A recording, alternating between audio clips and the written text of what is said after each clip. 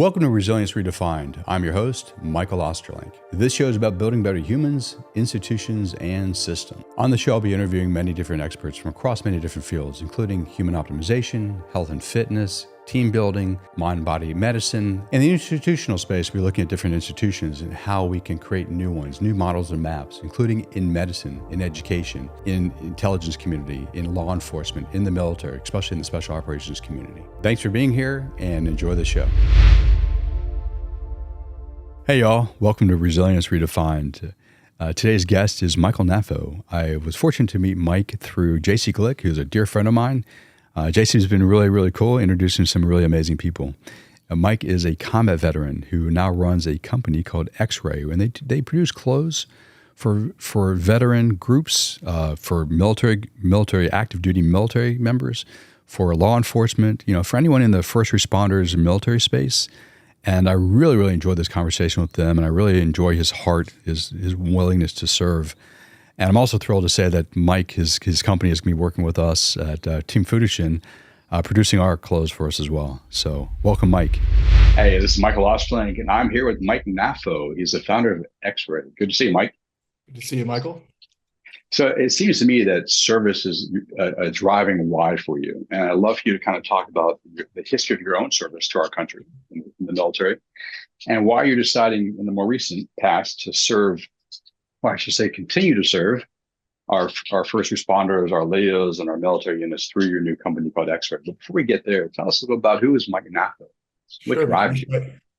It started a little less, it wasn't the honorable look at first. I think I just wanted to be Tom Cruise from Top Gun when I was about 13 years old, and that got me on the path. I thought I wanted to go be a pilot and do that whole thing. And so I did the volunteer fire department thing in my community and did my best to kind of get prepared to go into service. And I did enlist into the reserve after my freshman year of college. I think I had this vision that I was going to go commission and become a pilot someday. And I did Air Force ROTC for the first year of college. So not exactly, being a Navy pilot, but, I planes, everyone flies. So I have Air Force friends. It's all good. Poorly researched initial step into the process, but got a little frustrated. I had a different experience, a different vision in my mind of what service was going to look like. I thought it'd be a little bit more, I'm going to use the word challenging here without trying to disparage Air Force ROTC. I think it's wonderful. I just wasn't the experience I'd wanted. And so I got a wild hair lit and just enlisted in the Marine Corps the summer between my freshman and sophomore years of college. What year was this? This is 2005. Okay. So we're going back to the Iraq invasion. I'm starting to count the years here, but it was 05. Yeah. Things were happening. You kind of wanted to be part of the fight. We all sat through September 11th and had that affect us in our own ways. And I really wanted to be part of it. If I was really smart, I would have just enlisted active duty and gotten right to it. I had this idea that I would graduate school and commission. And then after I enlisted in the reserve, I didn't graduate. I got stuck in the reserve. I had a great time at school, too great. And so I was still in the reserve, and I moved out to California. I needed to find a job, and I landed in the soft goods industry. I worked for a Marine who owned a tactical gear company, hired me at a company called BDS Tactical for no other reason than I was a Marine and knew how to use Microsoft Excel and could speak English. I think were the three qualifying factors. But that was one of the first times, the brotherhood of it, even outside of the walls of the service, started to show up really. So I got that job and cut my teeth in the soft goods and manufacturing space in the U.S. And simultaneously was still able to continue serving in the reserve at a great unit called 3rd Anglico out of L.A. So I learned how to control airstrikes and use a radio and control artillery strikes and got to deploy to Afghanistan as part of that in 2013, 2014. Had frankly, a really good experience in that deployment. I mean, I don't want to sound cavalier. I don't want to discredit anyone that says it was hard or that they had a bad personal experience on the way back. I just had a good one. I got a lot of value out of that challenging window of time in my life, and really enjoyed it. How so? What are some of the challenges, and how did it help you grow? I think I'm a lucky one in that I had walked into the service without a family or a personal deficit. I think, I had grown up, I would call it upper middle class. So I had most of the things that I wanted, everything that I needed and most of what I wanted. So I would put my upbringing. So fairly easy. And I really went into the service seeking hardship. I wanted things to be not handed to me. And that's why I think with Air Force ROTC, it wasn't the right fit. I wanted to go to a place where things were a little bit less given. I think in the Marine Corps felt like that was the place. So right off the bat, I was walking in there without, with a strong social backing. I great family, supportive family. I think a lot of guys that go into service don't have that. So I was set up on the way in to just lean into the hardships the service could provide, because that's what I wanted out of it. I wasn't escaping hardships outside of the service to go in. So I'm grateful for that background that I had, and I was able to just embrace and lean into the things that the challenges that the Marine Corps brought. Some were, structurally intentional, and some were not. The Marine Corps has its problems, but so just being in the service, I think, was the thing that I really desired and wanted for. And then I think a lot of people talk about this, but if you were to train to be a doctor for 10 years or 6 years or however long you trained, and you never got to practice medicine, you'd be pretty disappointed. And so I really I joined the Marine Corps to be in the fight. And so the opportunity to go to Afghanistan and be part of that and write my little tiny note in the longer legacy of the Marine Corps and all these people that have done unbelievable things in its history, to just have a tiny little piece of that was so important to me to participate. I think it would have been really hard to have gone through 12 years of service and not participated and not been in combat. I think I would have struggled with that. A lot of guys don't get that choice. You just do where you go where you're told. I felt very lucky to be able to play a small part. So I remember the first time we got shot at we were in Helmand Province, one of the early foot patrols we were on, dismounted patrol, and we got shot at. A tremendous sense of relief was the feeling, not fear or, not just like, okay, all of this time and waiting and work to get here has in effect paid off. I was officially like christened, if you will. And I think that was important to me to have that experience as part of my time there. So for me, deployment was accomplishing a long-term goal. It was certifying membership in an organization that values violence and participation in it, and justifying all that time and effort to get there. It was a way to say it was an accomplishment. It wasn't not something that I was forced to do. It was something that I sought after, chased after, and got. My unit didn't deploy as a whole. My unit only sent 12-man teams. Even to be selected to go felt like making an elite roster. So a little bit different. I think some guys just are at a unit and everybody goes, and so you go. But you had to compete at Anglico. So, as a Marine, was it no better friend, no worse enemy? That's one of the many probably trademark phrases the Marine Corps has. I think from General Mattis. Yeah, I mean, it was amazing to be in a place that was as dangerous as it was there, and understand that we were certainly that we were the baddest people around.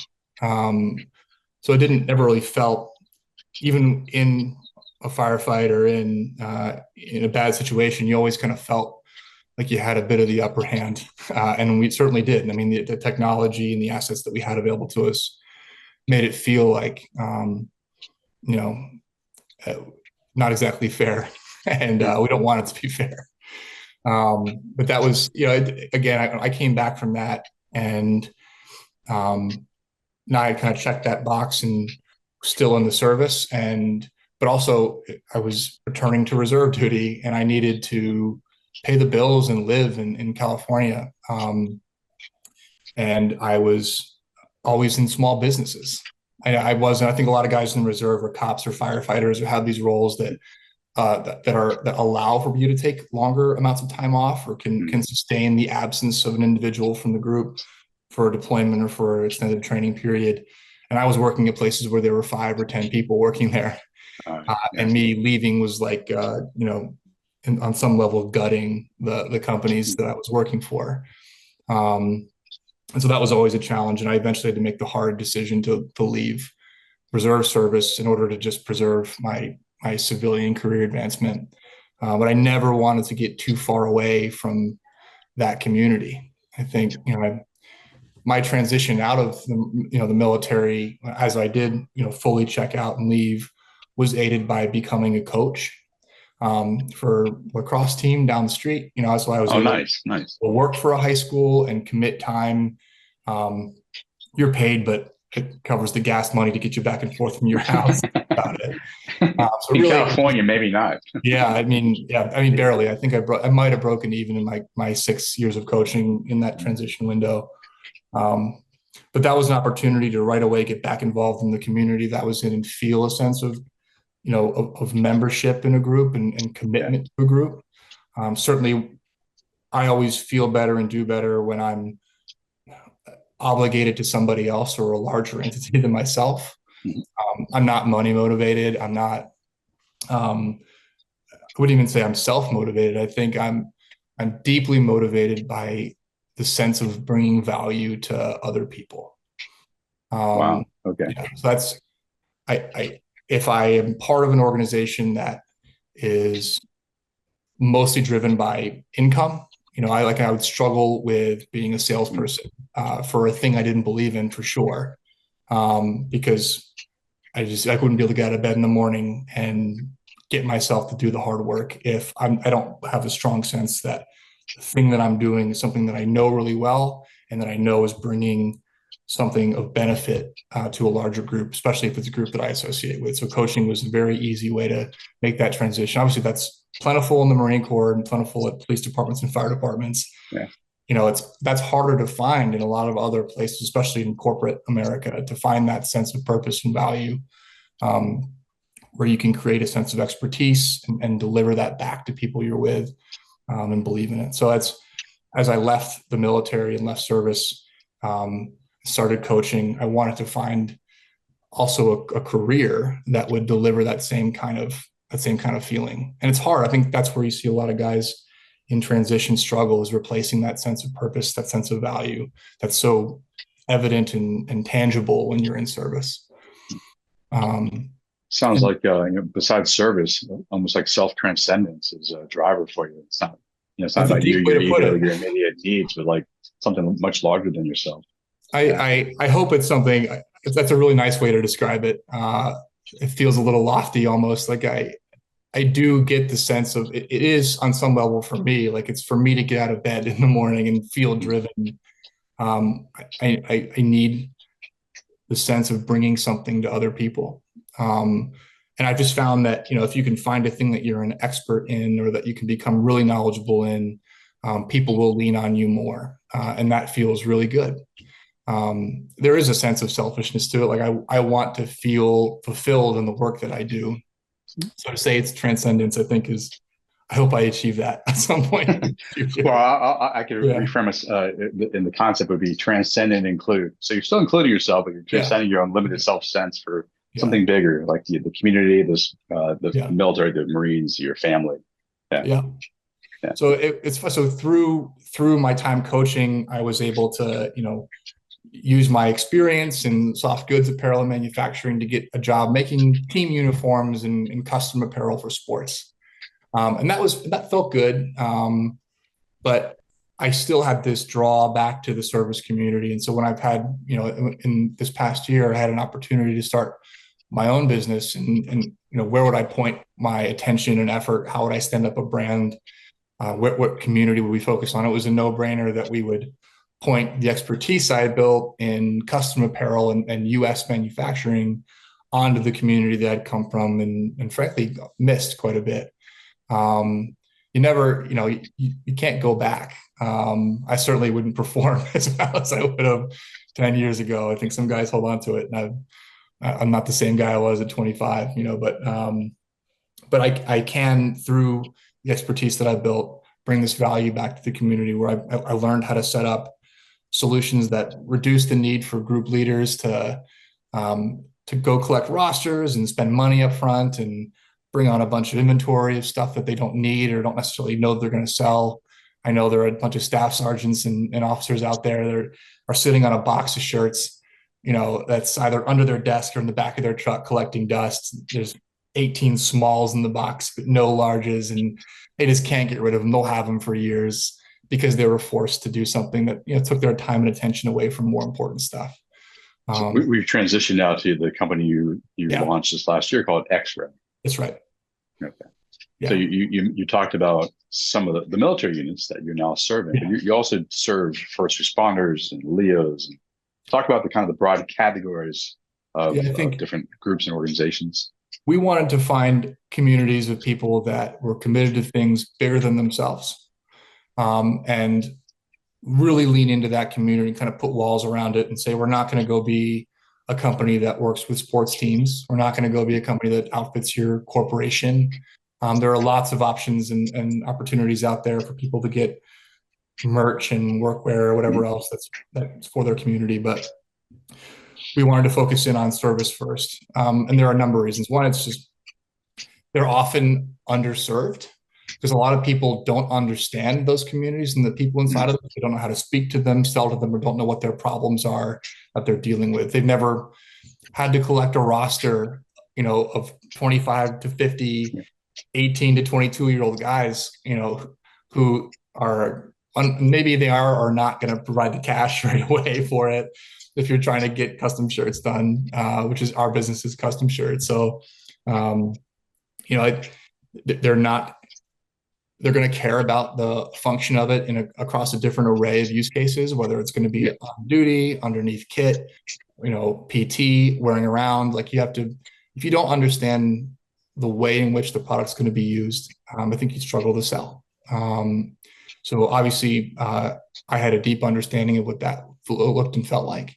And so that it made a lot of sense for us to dive in that way first. And, the thing with any brand is you need to be able to tell a story. I think I see a lot of the brands stand up left and right now, especially in the apparel space. There's a dime a dozen at this point. And the thing that makes a brand last is, what are you really about? Do you have a core thing that can describe who you are or what you do and who you serve? The wider of a net you cast, the more diluted that story gets, and the less people can really associate themselves with you or feel a sense of kinship with this thing that you're bringing to the table. So we wanted to stay really lean right off the bat and be in a place where we could be authentic, we could be our true selves and talk about our experiences. And this was a no-brainer. There's another layer to it, which is the guys that are, if you have served or been part of a group that's related to these things, these groups that ask you to be bigger than yourself, they typically have a much longer lasting impact on your life. So when I was off selling team uniforms, like the value of that shirt with the team logo on it that you played on, because we would sell it to teams that were playing together. Like, it's really cool for that 15 minutes you're on the team. But then the kids get older, people move and they leave and they don't, that moment in time is a lot more temporary, and how much you care about your membership of that group is not as long lasting. With service, people really care long-term and have a long-term affinity for their membership in that group. And so when you think about it from a pure business perspective, even just you're talking about having customers that are going to last for a long time. And if you can bring something elevated to them, that's going to also match their long lasting affinity. If your product can last a long time, it isn't just some frankly shitty cotton shirt with a shitty print on it. You can match that requirement and that expectation. So that's a place where just most of the custom industry is a bad shirt with a bad print. that's meant to be temporary, and it matches short-term affinity. And our product is meant to be long-lasting. The way that it's made and produced is tied to what we expect is someone's lifelong, tie to that group that they were a part of. And so we went out seeking military units, law enforcement departments, and fire departments because they all understand and relate to the same ideas, the same story about caring about your membership in your group more than yourself. And they matched our product desire to make something that was long lasting and to do it here. There are just not that many industries where people care if something's made in the US anymore. A lot of people say they do. I found that in the military and service community, people tend to actually back up that requirement, that expectation with their spend. It is more expensive to make things here, but we wanted to go through that. There's a lot of easier ways we could have launched this, and but we wanted to. I guess seeking hardship is another theme in my life. You need a shirt. Exray, seeking hardship. Yeah, let's make things hard on ourselves and easy. That's hard on us, easy on you should be a catchphrase for us. That's pretty good. I like that. Yeah, that's our. So walk us through. Let's just say Leo or a fire department or a military unit's listening in, or someone from those different places. And they're like, well, that sounds awesome. How does this work? It couldn't be easier. We have a website up. You can't buy anything of it. All these stores are all private. But you come to our website and you fill out a very basic form that says, here's who I am. Here's the group that I'm a part of. If you have logos and designs already, which is amazing if you do. If you do, you can attach them to the form and then you submit that and we get back to you with apparel designs. And we'll do full custom design for free from the ground up. So if you don't have logos, I'm looking at a picture on my other monitor. Someone drew on a napkin the thing that they were envisioning. Oh, cool. And, it's a skull and a drone, and we'll take anything and turn it into something that you'd be proud to put on a shirt and wear it. That would appropriately represent your group. But we'll get your approval on that design, and then we'll apply that design across any items from our catalog, and then launch up a custom unit store that we'll give you a website link, and individual members from you and your group can come and place orders anytime that they want, and we produce them as those orders are placed, so that you get this web store for your group that never closes, and that is fulfilled individually to homes. Let me let you highlight that, because having played in this space, not professionally, but buying stuff for organizations and stuff, you usually have to do bulk orders. Oh, you got to have 500 or 100 orders, the minimum, blah, blah, blah. So I like to reiterate the fact that you should individualize orders. We'll make one thing, which is huge, to one person's house. Yeah, for any item we put in the store, it's available as a single item. And some units, they go through this whole process and they order a flag, and we don't hear from them again. And some units, order 15 things a day. And nice. It's been fascinating to see actually the rates of use across different groups. It seems like there's a happy medium where it's the bigger the group is, to get to that, division or battalion level in the military, there's less adoption because people don't associate themselves with the larger group. They, at the platoon and company level, where you get to 20 to 30 people, where there's a lot of buy-in and you feel a strong sense of membership. But we'll build a store for a fire team for 3 guys. If they come to us, we're going to do it, and we're going to do it for free. And then they get the link. You cannot buy it from us. And that's the other key piece. I think there's some other brands out there that offer some similar services, but it just goes on to Shopify. It's out there in the world. We really want it to be earned. It meant something for us that you were certified part of the group. And the only way for us to know that, we can't do a certification online necessarily. Yeah. Is to pass it to the group leader and say, you give this to the people you think should have it. Okay. So they can gatekeep their own stores, and if people come, they come. So we're deeply reliant on our relationships with these units, even just to get a sale in there, but we want it that way. I think we wouldn't want it to be a situation in which anyone could come buy a unit shirt. Like you had to be part of it, whether you're a spouse or an active duty member or or even as a supporter. If the unit gives you access, then you're in that community, but we don't get to decide that, our unit partners do. Right. And so What? really want to continue. There really isn't anybody out there. Obviously, we'd sell a lot more, I think, if we just made it open to everybody. But that exclusivity, that level, that experience of earning it, is something that we want to tie the brand to long term. And Nice. Yeah. What are some of the items? Obviously, you mentioned shirts. It's a lean catalog right now, but we have short sleeve and long sleeve shirts that are mostly activewear. We have kind of a dry fit version, then like a really adaptable, unbelievable fabric version, and then we also offer the cotton shirts. I think some people do want that. We just don't put our brand name on it because we don't make cotton shirts. So we offer the opportunity to buy cotton tees and sweatshirts there too. We do flags. We do performance hoodies and shorts, activewear. If you're going to go, we want you to be able to, anything that you buy from us, either put it on a wall because you're proud of it or wear it in your body because you're proud of it, and then go use it. Like go work out, go on a ruck, go on a run, go to PT. We want it out there in the world, getting beat up. And so people can see a little piece of your story that you have, Nice. That you've learned a part of. And that's the heart behind all of it. That's awesome. Yeah. Mike, where can people find the store to go send all this information to get to build that relationship with you? It's exray.cc, and that's EXRAY, exray.cc. It's a funny name. I think Exray.com was taken. By how companies get named, and you wonder, what the thought was behind it. So Exray.cc is the site, but Exray is a brand name. We had 100 ideas when we launched this thing, and all of them were taken. They were striking out left and right, and or there was a legitimate claim to it. We didn't want to step on anybody's toes.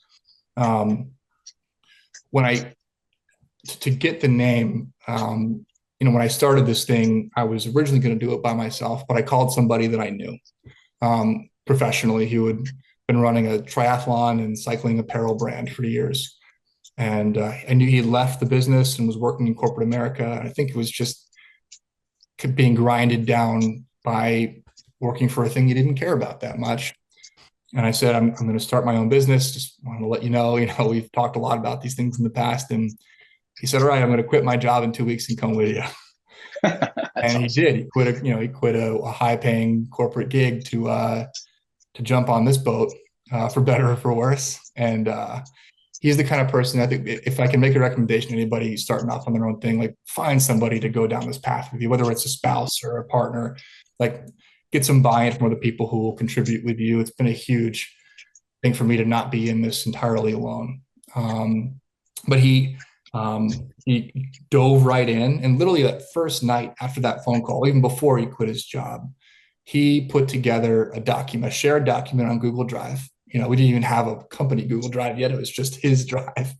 And it had a cash flow planning document. It had steps to launch a business because he'd been through it before, and I was a newbie. And it was so dialed, and he didn't know what we were going to call it yet. So it was Business Project X.